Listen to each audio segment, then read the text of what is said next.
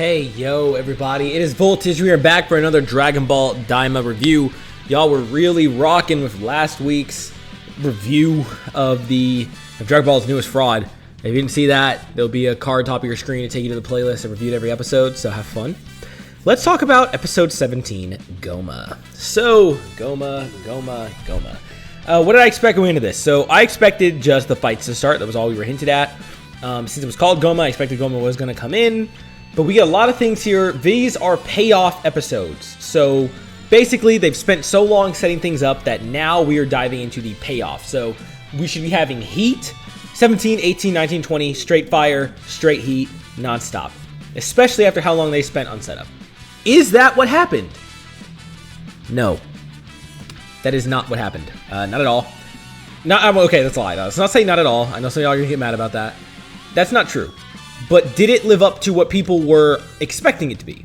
No. Let's dive into it. Shouldn't take too long to go over all this stuff. I'm going to give it to you in nice, digestible portions. So, one thing, I didn't notice this when the episode started, but I did notice it now. Let's appreciate the fact that because they had actual content to give us this week, they didn't do here's the whole backstory on Goku and Dragon Ball Z thing. You know why? Because it's a choice. It's not a style thing that they do in every episode. They do it because they don't have any other content to fill in. It's to kill the runtime. And they didn't use it today because they had actual content. Who would have guessed? So, the first thing we get is a payoff to the whole Arinsu side plot, where she's finally having her confrontation with the rest of the group. Hear me out when I say this. This might be controversial. Feel free to talk trash in the comments. You are always free to dislike and disagree. But if you have a dislike or an opinion, go to the comments and say something, okay? Let's talk about it. Because I'm about to get controversial right now. I think Degasu's confrontation with the Z Fighters was better than Arinsu's. I want to say that. I genuinely think that's the case. After calling Degasu the biggest fraud, I actually liked that scene up until he takes a hat to the face. Why do I say that, though? I'm not just saying this to be different or to throw out a controversial opinion for attention. I do genuinely have thoughts on why. First, the conversation with Arinsu and Supreme Kai is mid. It says nothing new, really, that we want to know. We already know her wish. We already know the other side's wishes. They're learning each other's, but no one really has anything interesting to say about that until one particular part. Arinsu says, and I quote, "What I want is a stronger, more terrifying demon realm." She then goes on to explain that she wants the demon realm to be one that the outside world will bow down to, and looks up at the Tamagami as she says that. They do talk about her genius not being used for peace, and she then finishes with perhaps the most, the best dialogue we get from her, which is where she says that a peaceful demon realm, that sounds disgusting, doesn't it? Overall, that's really good. Really good character, really good confrontation. Here's the issue with that. All we know about Arinsu was that she was kind of like bootlicking in a very minor degree Goma at the beginning because she wanted stuff for her research, right?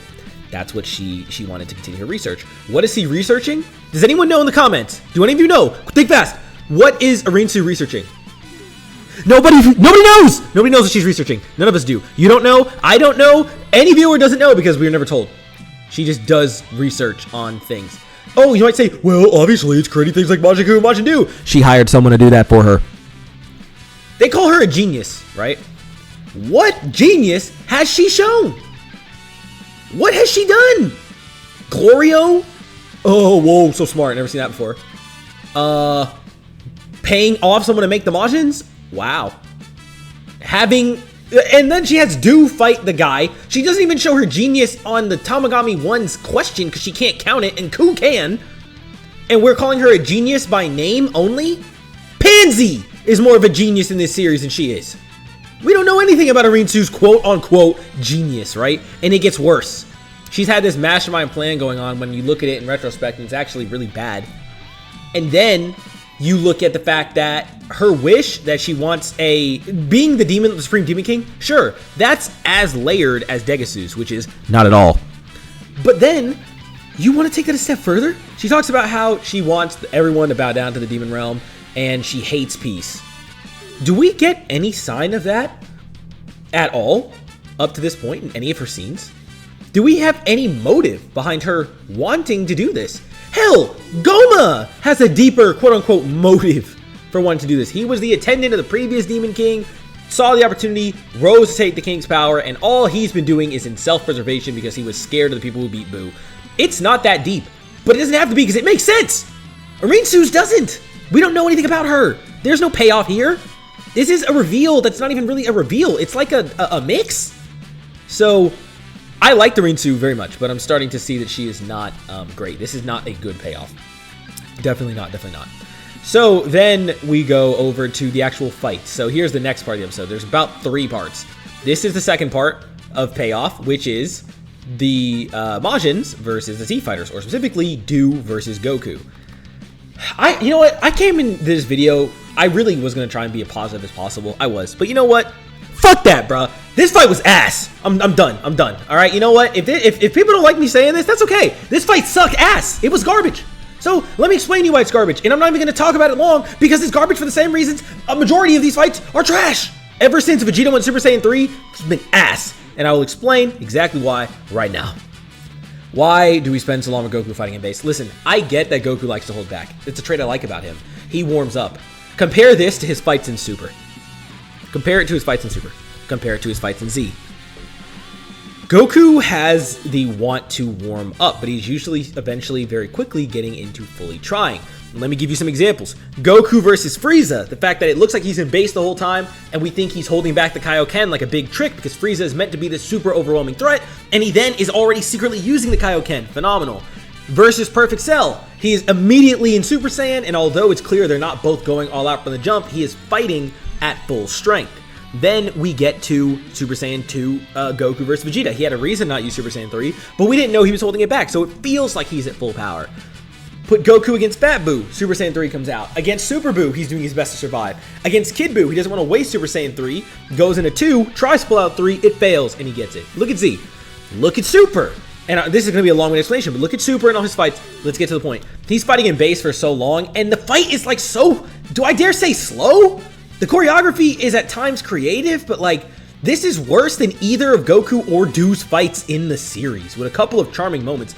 It doesn't even look that good until Goku finally, because it's always so over damn dramatic, goes Super Saiyan, lands one punch across his goddamn face, gets it blocked by his face, and then, guess what? The fight's over. It doesn't go, like, they have a little bit of a clash in Super Saiyan, but then Goma shows up. Then we get to the last half of the episode. Let's talk about Goma, the titled character, and what I think about this. Now, I want to say that I do have good to say about this, definitely. So if you did, if you're already like, oh, he's being so negative, I feel you. But I will talk about the good stuff now, I swear. I just need a chance to be honest with y'all. I can't lie to y'all. I can't. So I'm just going to be myself. Goma shows up. Goma's new form is a mix of things. He thinks he's Jiren, for one. He's doing a Jiren cosplay. It's pretty ass because his face is still butt shit ugly.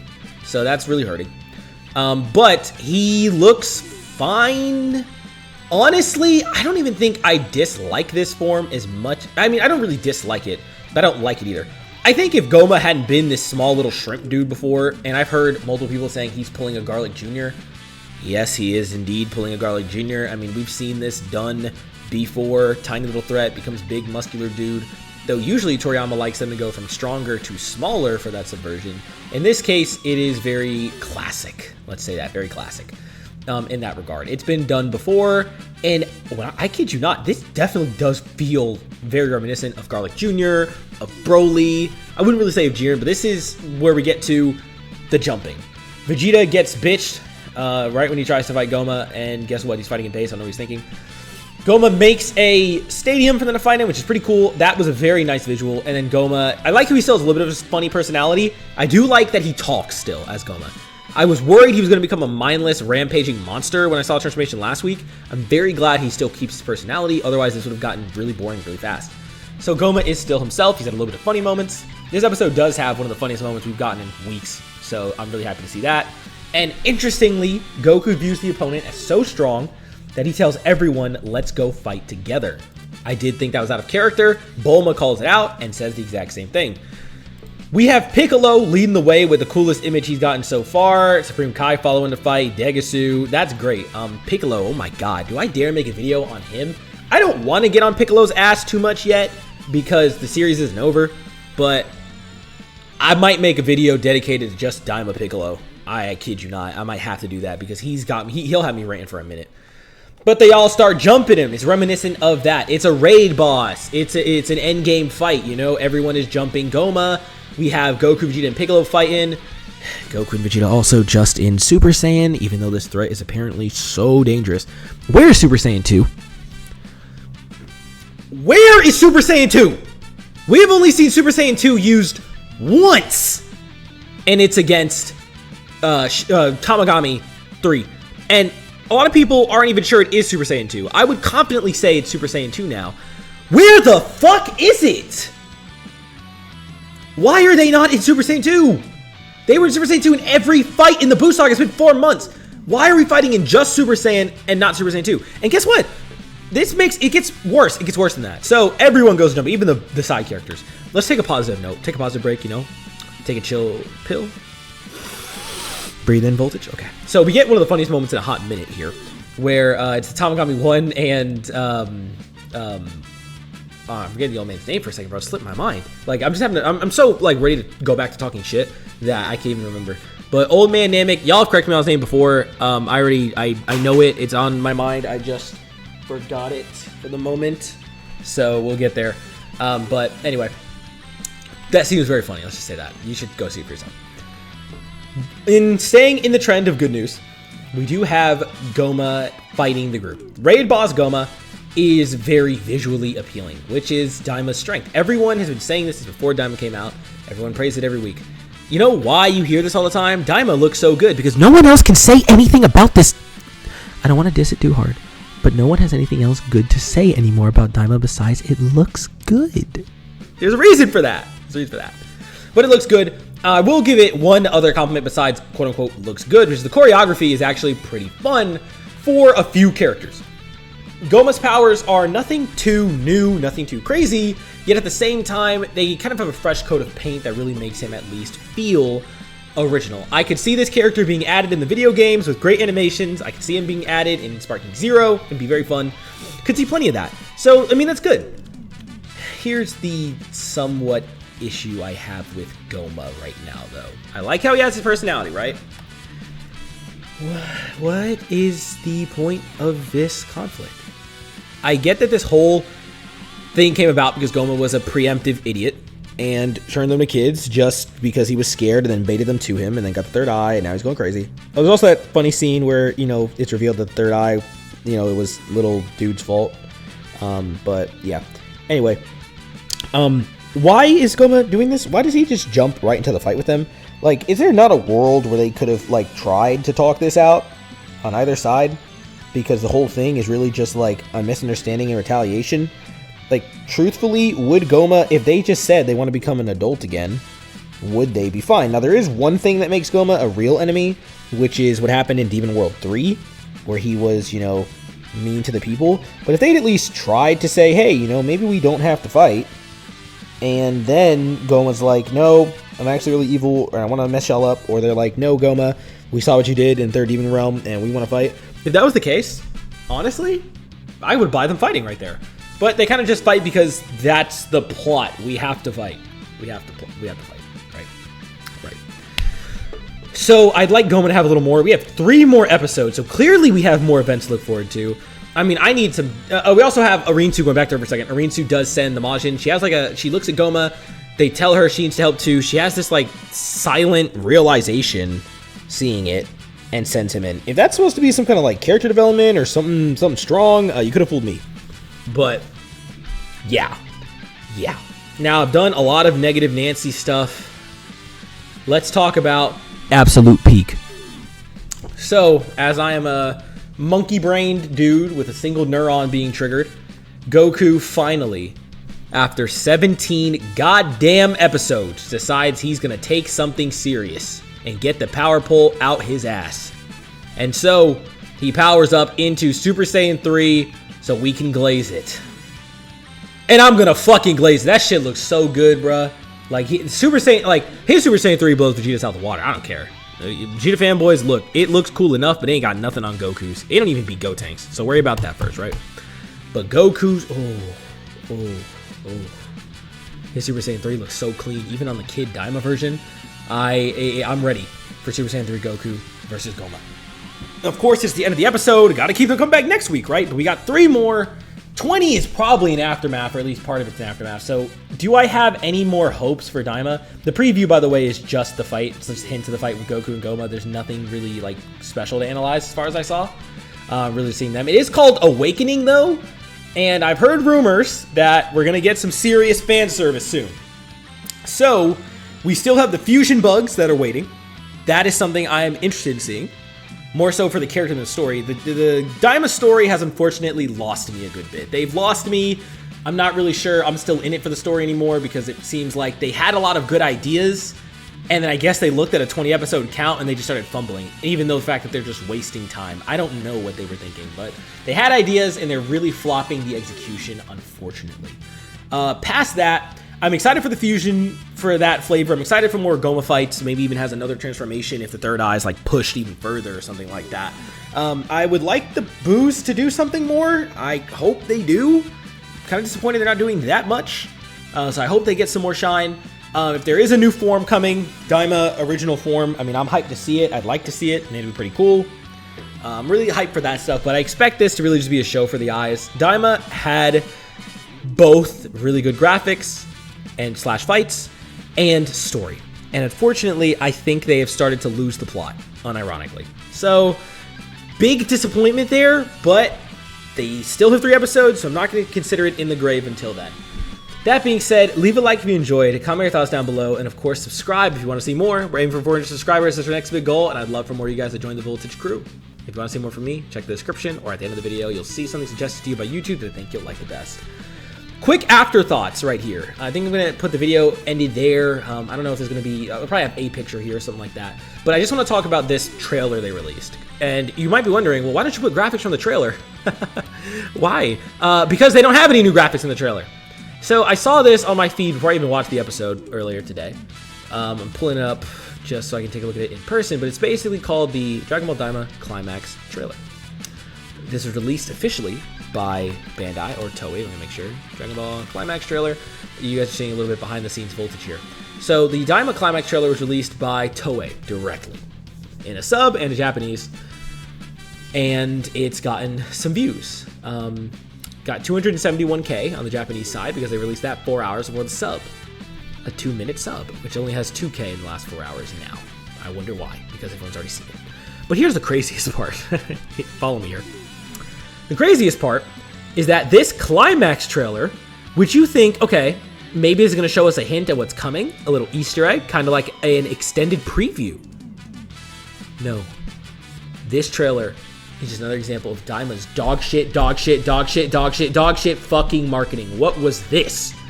The trailer starts off by showing us everything we've already seen. So we open up to a couple of cool looking graphics we've seen a million times.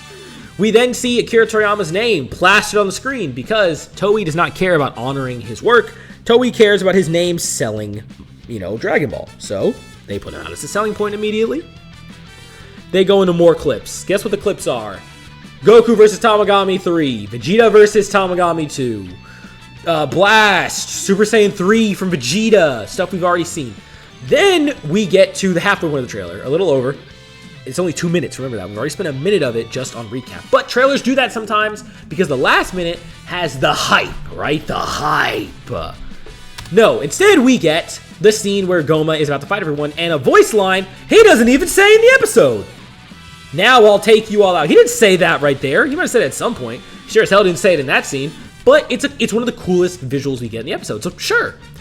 And then what do we get? More recap. Instead, it's not even fully fights, just like screenshots, not screenshots, but like little clips of them traveling around the demon world. Then clips of the fight of the episode we just watched today, which is massive spoilers to anyone who hasn't actually watched it. It then says, the story is finally reaching its climax, and it shows us the end of the episode with Super Saiyan 3 Goku. Then now streaming. Let me ask you a question. I think this summarizes my thoughts perfectly in one question. You ready for it? Who the fuck is this trailer for? Who's it for? Is this for people who have seen Daima already and watched the episode today? No. No, it's not. Is this making you excited to come back next week? No. You know why? Because you just watched the fucking episode. You just saw all these clips. You just saw all of it. So what is it for? Okay, but that's fine.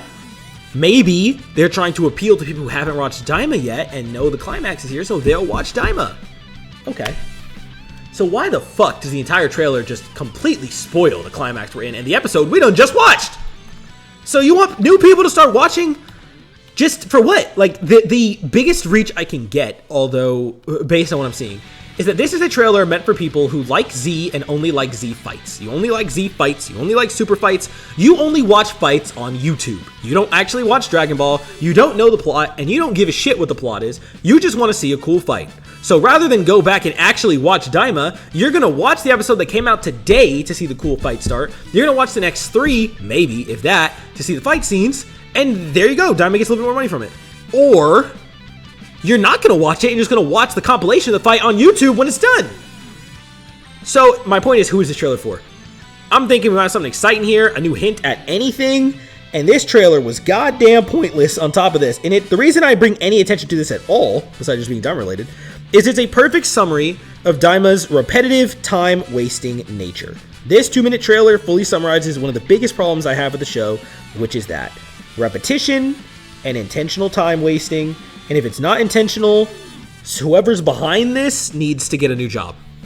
It needs to get a new job. So that's all from me. If you stay to the end of this little extra rant, thank you. I do appreciate all of you for watching, no matter how long you watch. Sorry for being so negative, because I really did enjoy the fights, and I really did enjoy the Super Saiyan 3. I was very hyped seeing that. Or at least not the fights, the Goma fight. But Daima's making it rough on me. And I'm a guy who considers myself a fan of Daima, but they've been hurting me lately. It's hard to defend this show, but we can only hope, as I say every week, the next 3 episodes will make it all worth it in the end. I'll see y'all next week. Have a great your nights, days, evenings, mornings, whatever times you're watching this. And I'll catch y'all next time. Voltage, out.